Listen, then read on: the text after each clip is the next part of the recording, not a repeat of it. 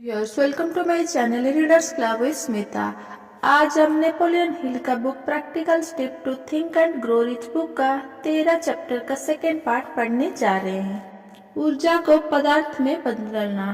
पूरी सृष्टि में केवल दो ही ज्ञात तत्व है, ऊर्जा और पदार्थ। ऊर्जा के संरक्षण के वैज्ञानिक नियमों के अनुसार ऊर्जा या द्रव्य ना तो बनाए जा सकते हैं, ना ही नष्ट किया जा सकता है, बस उनका रूप बदला जा सकता है।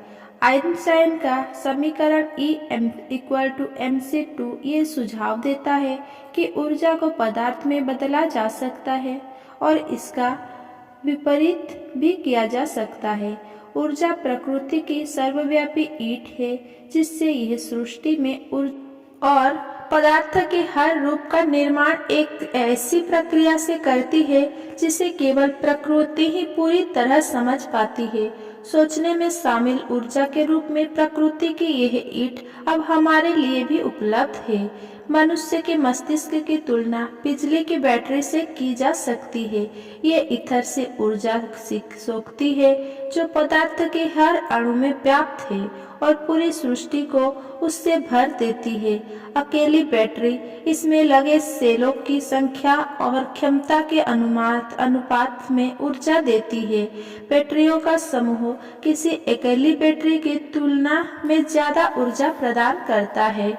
मस्तिष्क भी इसी तरीके से काम करता है। इसी वजह से कोई मस्तिष्क अन्य मस्तिष्क की तुलना में अधिक शक्तिशाली होते हैं और इससे हम एक और महत्वपूर्ण तथ्य पर आते हैं। सामंजस्य के भाव में संयोजित मस्तिष्क का समूह किसी अकेले मस्तिष्क से अधिक विचार ऊर्जा प्रदान करता है। जिस तरह बिजली के बैटरिया का समूह किसी अकेली बैटरी की तुलना में ज्यादा ऊर्जा प्रदान करता है। इस तुलना से यह तुरंत स्पष्ट हो जाता है कि मास्टरमाइंड सिद्धांतों में शक्ति का रहस्य शामिल है, जिसके द्वारा उन शक्तियों को शक्ति प्राप्त होती है जो दूसरे बुद्धिमान इंसानों द्वारा खुद को घरे रहते हैं।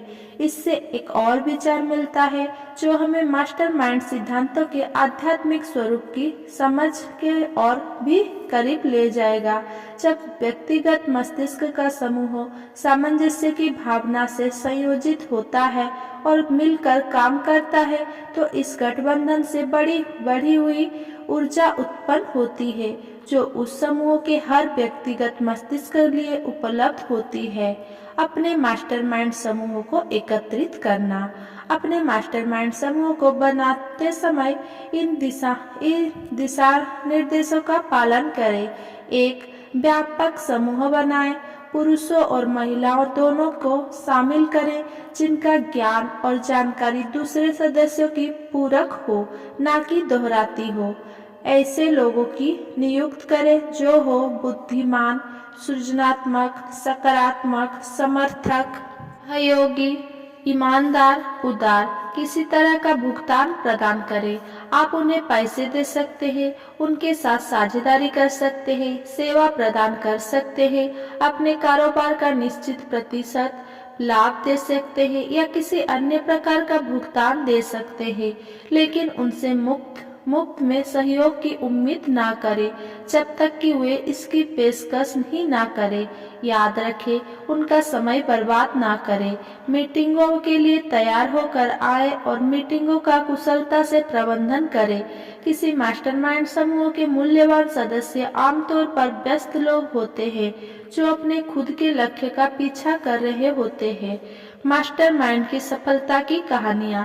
किसी भी व्यक्ति के रिकॉर्ड का विश्लेषण करें जिसने भारी दौलत हासिल की है। सामान्य दौलत हासिल करने वाले लोगों का भी विश्लेषण करें। विश्लेषण के बाद आप पाएंगे कि उन्होंने चेतन या अवचेतन रूप से मास्टरमाइंड सिद्धांतों का इस्तेमाल किया है, जैसा सफलता की कहानियां में आगे बताया गया है। हेनरी फोर्ड ने अपना बिजनेस करियर गरीबी, अशिक्षा और अज्ञान की बाधाओं के बीच शुरू किया। 10 साल के कम समय में ही फोर्ड ने इन तीनों बाधाओं को पार कर लिया और 25 साल में अमेरिका के सबसे अमीर आदमियों में से एक बन गए। इसके साथ ये बात भी जोड़ दे कि फोर्ड की प्रगति से के सबसे तेज कदम उस समय उठे जब वे थॉमस अल्वा एडिसन के व्यक्तिगत मित्र बन गए, और तब आप यह समझने लगेंगे कि एक मस्तिष्क का दूसरे पर प्रभाव कितना फर्क पैदा कर सकता है। एक समय आगे जाकर इस तथ्य पर विचार करें कि फोर्ड की सबसे महत्वपूर्ण उपलब्धियां उस समय से शुरू हुई जब उनका परिचय हार्वे हायरस्टेन, जॉन बरज और लूथर बर्बैक, जिसमें से हर एक की मानसिक क्षमता जबरदस्त थी, से हुआ। और आपको इस बात का अधिक प्रमाण मिल जाएगा कि मस्तिष्क के मैत्रीपूर्ण गठबंधन से ही शक्ति मिलती है। इस बारे में कोई शक नहीं है कि हेनरी फोर्ड का कारोबारी और औद्योगिक जगत के सबसे जानकार लोगों में से एक है। उनकी दौलत के प्रश्न पर विचार करने की जरूरत नहीं है। फोर्ड के अंतरंग व्यक्तिगत मित्र का विश्लेषण करें, जिनमें से कुछ का जिक्र पहले ही किया जा चुका है, और आप नीचे दिए कथन को समझने के लिए तैयार होंगे। इंसान उन लोगों का स्वभाव, आदतें और विचार की शक्ति ग्रहण कर लेता है जिनके साथ वो सहानुभूति और सामंजस्य की भावना के साथ उठता बैठता है। फोर्ड ने गरीबी, निरक्षरता और अज्ञान को इसीलिए हराया क्योंकि उन्होंने खुद को महान मस्तिष्क के साथ जोड़ लिया था, जिनके विचार की तरंगे उन्होंने अपने खुद के मस्तिष्क में ग्रहण कर ली। एडिसन, बर्बैक, बोरेज और फायरस्टेन के साथ संबंध बनाकर फोर्ड ने अपनी मानसिक शक्ति में इन चारों लोगों की बुद्धि, अनुभव, ज्ञान और आध्यात्मिक शक्तियां भी जोड़ ली।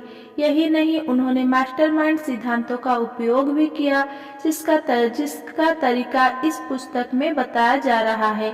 ये सिद्धांत आपके लिए भी उपलब्ध है। इंसान उन लोगों का स्वभाव, आदतें और विचार की शक्ति ग्रहण कर लेता है जिनके साथ वो सहानुभूति और सामंजस्य की भावना के साथ उठता बैठता है। अगर मेरा ये वीडियो पसंद आया हो तो मेरा वीडियो को लाइक, कमेंट, शेयर करें एंड मेरा चैनल को सब्सक्राइब करें।